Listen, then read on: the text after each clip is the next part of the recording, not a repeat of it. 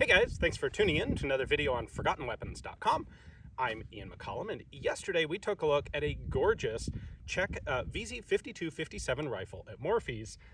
Now, I don't have a really nice example of a 52, but I do have this example of a 52, and I thought it'd be interesting to take it out to the range today as sort of a follow-up to actually do some shooting. Now, obviously this is all black. This comes from the third of 4 major import batches of vz.52s, and it's one that came in through Century International, and they are, we think, originally guns that were supplied to Cuba that then went elsewhere in Central America, and I think these came out of either Nicaragua or Guatemala. Now, the 52s have a reputation for cracking and breaking stocks, and what apparently happened was Century had a lot of cracked stocks and figured, we'll fix them more or less by, some epoxy, some screws, and then we'll just lacquer the whole thing in essentially truck bed liner. And that's what this is. And the funny thing is, that's actually a pretty decent solution, mechanically speaking. These should hold up pretty well now that they've been repaired and then bed linered. But obviously, this is not the original condition that the guns were made in. Today's video is generously sponsored by guns.com. A very cool online portal for accessing the inventory of hundreds of nationwide brick and mortar FFLs right through your computer. So when I get home from this range trip, I think I'm probably going to be looking to replace this with a better example that doesn't have all of the black crinkle paint on it. Guns.com is one of the places I'll be checking. So whether you're looking for something to buy yourself, or if you're an FFL looking to have a wider market for the guns that you have in your own store, definitely check out guns.com. We should be able to do some shooting with it. And I actually have some 7.62 by 45 millimeter ammunition. This is a proprietary cartridge that the Czechs developed for these guns. It was originally actually 7.5 by 45, kind of a French influence there because the French influence goes everywhere. And as part of standardizing a little bit with the Eastern Bloc and the Soviet Union, they changed it from 7.5, which would have been a 308 bullet, to 7.62, which was a 310 or 311 bullet. But it still wasn't the standard Soviet 39 millimeter cartridge. It was the unique Czech 45 millimeter cartridge. So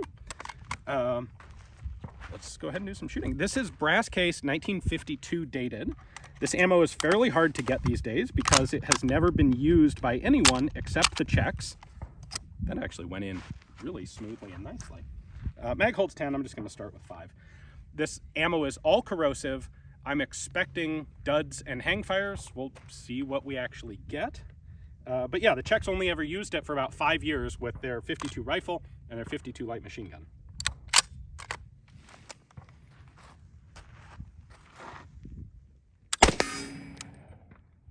So that was definitely a hangfire. There was a little bit of a click bang going on.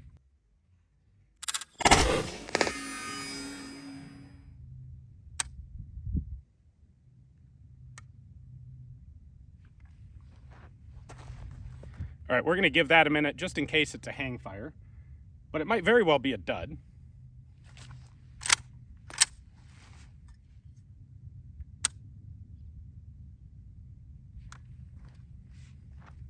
This is going to be an exciting episode, I can tell already.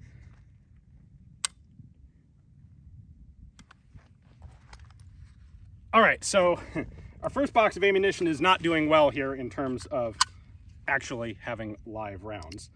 Like I said, this is brass case 1952 Czech.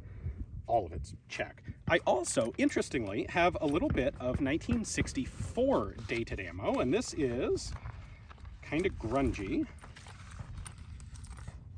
This is lacquered steel case. Same cartridge, just different case design.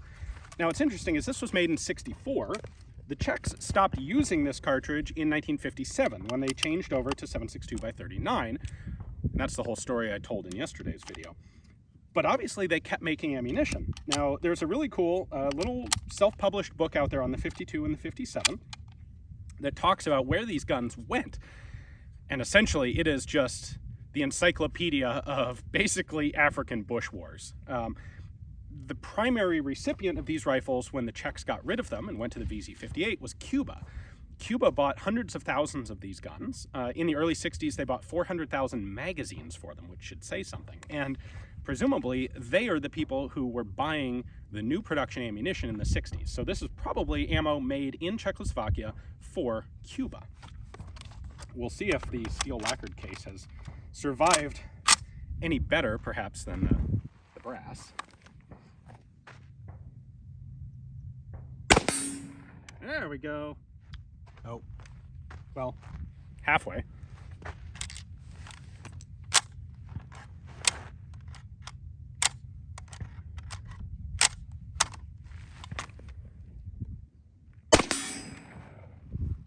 You know what? That rifle's actually got some kick to it. Like, it doesn't kick hard, but it kicks harder than one would expect for, you know, you get this and you're kind of like, oh, this is 7.62 by 39. I don't know, slightly spicy. That's a one little magazine issue. Let's try this again.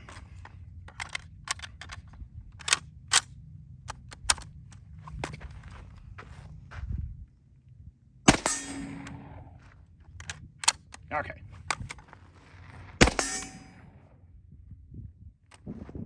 There's nothing wrong with this cartridge.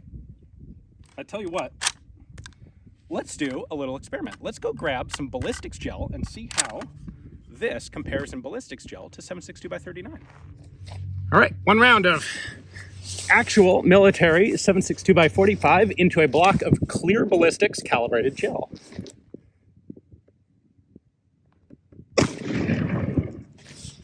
Oh, that's cool. All right. Man, that looks like that's what you get from ballistics gel. So this is our 7.62 by 45.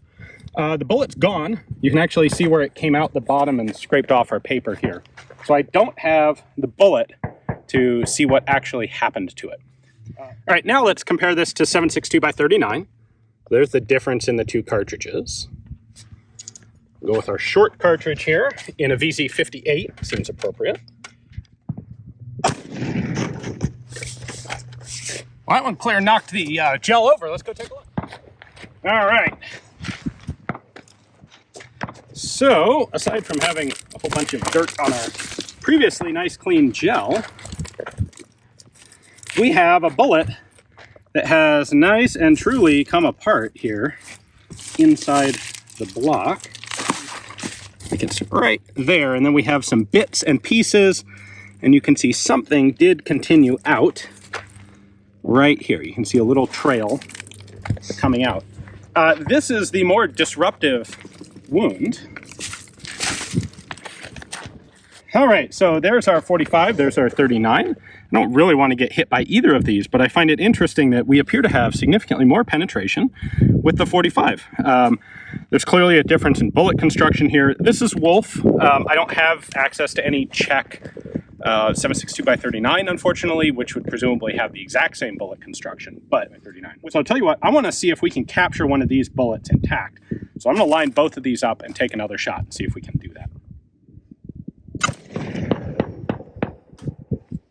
See if we captured it.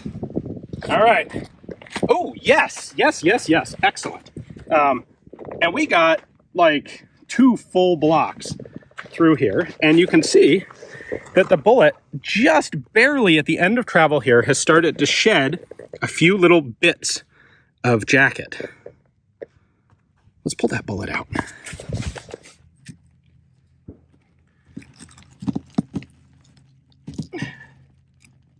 There we go. All right, so what has happened is it started to shed the back of the jacket and expose a lead-coated steel core. Interesting. Don't take this to your local indoor range, or they'll be annoyed with you. I wonder if I put holes in any of my steel targets with this. There are no divots. There's certainly no holes. I mean, those aren't from this. So, soft steel core, which is nice. But still, pretty cool to see the inside of the bullet. All right, so not really so much more shooting to do today, just because the gun and the ammo together are completely not reliable, which is a bit of a bummer. Can't say I'm hugely surprised. This ammo has been out of production since the 60s. It's hard to find these days.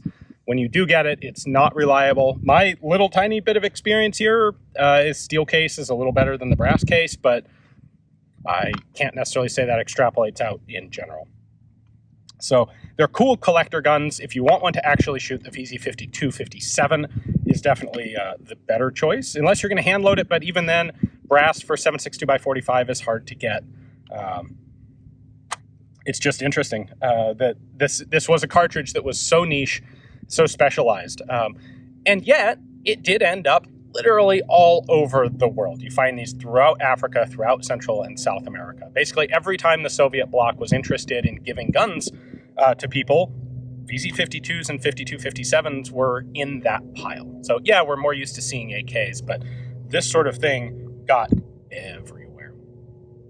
A lot of that is thanks to Cuba. Cuba was very happy to give them away as military aid to people, but they also came from other places as well. So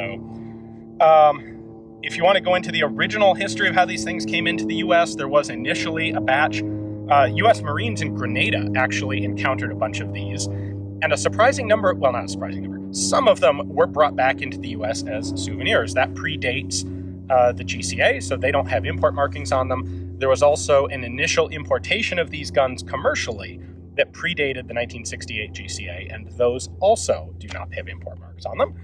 You will find some of them that have Arabic numbers marked on them. A lot of those came out of the Suez Crisis. Egypt had some of these guns between the Suez Crisis and the 1967 Six-Day War.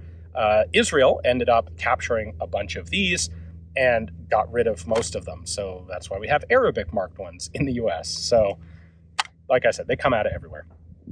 Anyway, hopefully you guys enjoyed the video. It was interesting seeing how this stuff reacted in the ballistics gel. Thanks for watching.